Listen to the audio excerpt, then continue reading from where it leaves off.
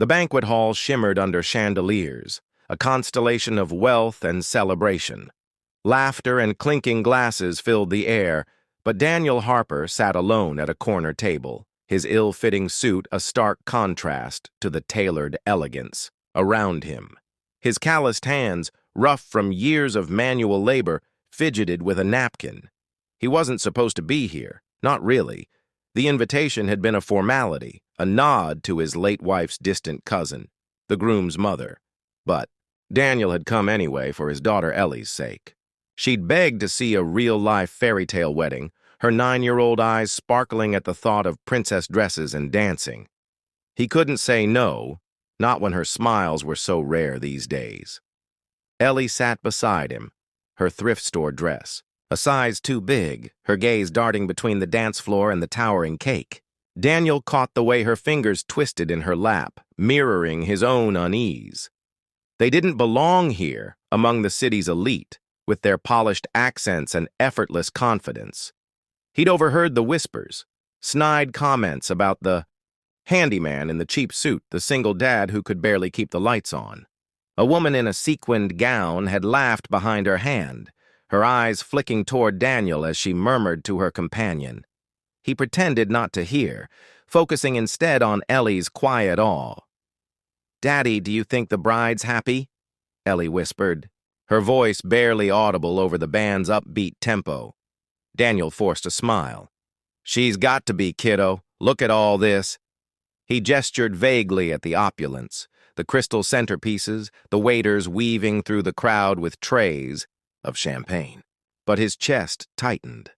Happiness wasn't in the sparkle of a chandelier or the cut of a dress. He'd learned that the hard way. 5 years ago, he'd had a different life. A small but cozy house, a job as a mechanic, and Sarah, his wife, whose laugh could light up a room. Then the diagnosis came. Cancer, aggressive and merciless. Medical bills piled up faster than he could work overtime. They sold the house, moved to a cramped apartment, and still, it wasn't enough. Sarah slipped away in a hospital bed, her hand cold in his. Daniel was left with Ellie, a mountain of debt and a grief that felt like drowning.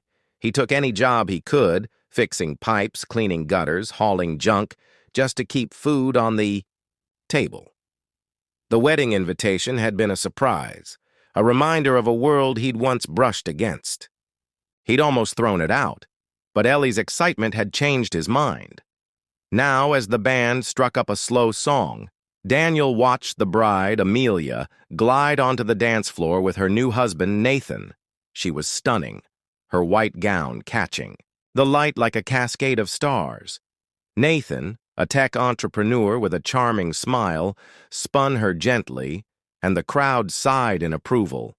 They were the perfect couple, the kind people wrote articles about. Daniel felt a pang, not jealousy, but something softer, a longing for the life he'd lost. Ellie tugged at his sleeve. "Can we dance, Daddy? Just once?" He hesitated. The dance floor was for people who belonged here, not for a man whose shoes were scuffed and whose daughter wore hand-me-downs. But Ellie's eyes were wide, pleading. He couldn't disappoint her again. "All right, sweetheart. One dance." They stepped onto the polished floor, Daniel hyper-aware of every stare. He held Ellie's small hands, guiding her in a clumsy waltz. She giggled, her joy a small rebellion against the room's judgment. But then a voice cut through the music, sharp and mocking. "Really? The help's dancing now?" A man in a tailored tux chuckled, loud enough for others to hear. His date smirked and a ripple of laughter spread. Daniel's face burned, but he kept moving, focusing on Ellie's smile. Let them laugh. He'd endured worse. Amelia, spinning in Nathan's arms, caught the sound. Her eyes flicked toward Daniel, and Ellie, and something shifted in her expression. She slowed, her brow furrowing. Nathan leaned in, whispering something, but she shook her head, her gaze locked on the father and daughter. Without a word, she slipped out of Nathan's embrace and crossed the floor, her heels clicking against the wood. The room hushed. Daniel, froze as Amelia stopped beside him, her gown pooling around her like moonlight. "May I cut in?" she asked, her voice warm but firm. He blinked, unsure if he'd heard right. We're not, please," she said, smiling at Ellie, who stared up at her like she was a queen. "I'd love to dance with you both." Before Daniel could protest, Amelia kicked off her heels, letting them tumble to the side. The crowd gasped. Barefoot, she took Ellie's hand and nodded at Daniel. "Come on, show me your moves." Ellie squealed, and Daniel, still reeling, followed her lead. The three of them moved together, awkward at first, then finding a rhythm. Amelia twirled Ellie, her laughter genuine, and Daniel felt the weight of the room's stares lighten. For the first time all night, he didn't feel invisible. As the song ended, Amelia knelt to Ellie's level. "You're a natural," she said, tucking a stray curl behind Ellie's ear. Then she stood, facing Daniel. "Thank you for the dance." He swallowed, his throat tight. "You didn't have to do that." Her eyes softened. "Yes, I did." The moment lingered, then broke as Nathan approached, his smile tight. "Amelia, everyone's waiting for the bouquet toss." She nodded but didn't move right away. Instead, she squeezed Daniel's arm, a silent promise, before returning to the center of the room. The crowd parted for her, but the whispers had changed. No one laughed now. Daniel led Ellie back to their table, his mind racing. Why had she done it? A woman like Amelia, with everything, money, status, a perfect life, had no reason to notice him, let alone defend him. Yet she had, and in that brief dance, something in him had shifted. Hope, maybe. Or the faint belief that kindness still existed. The night wore on. Ellie yawned, her head drooping against his shoulder. Daniel was about to leave when a waiter approached, holding an envelope. "From the bride," he said, handing it over before disappearing into the crowd. Inside was a note, written in elegant script. "Meet me at the garden gazebo after the reception. Amelia." Daniel's stomach twisted. This wasn't a prank, was it?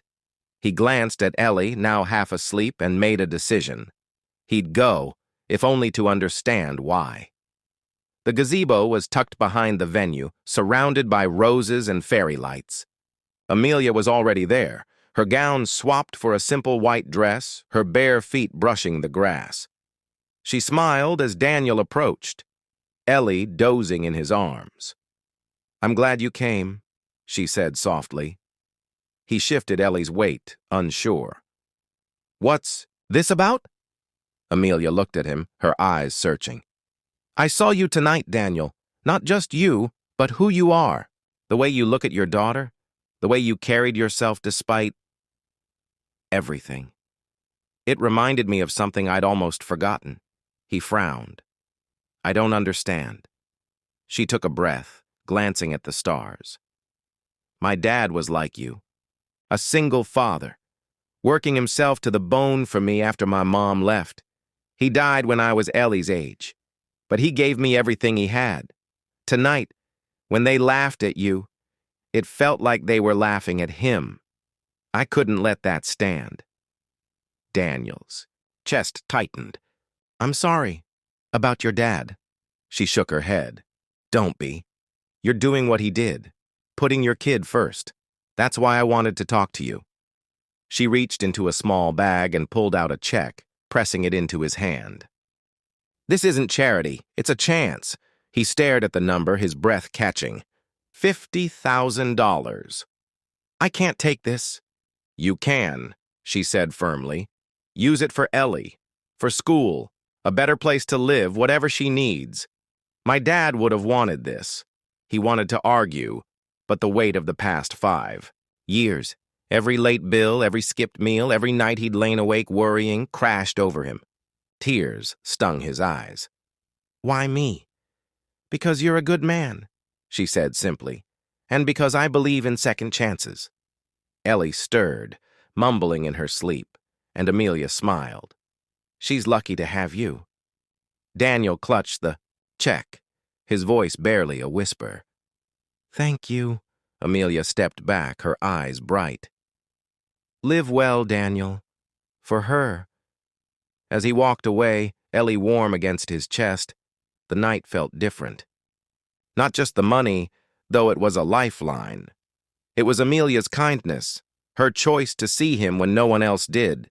For the first time in years, Daniel felt like the world might hold more than struggle. He looked down at Ellie, her face peaceful, and made a silent promise. He'd make it count, for her, for Sarah, and for the stranger who'd reminded him that humanity could still surprise you.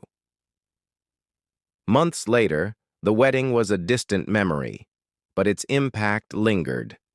Daniel used the money to move them to a small house with a yard where Ellie could play.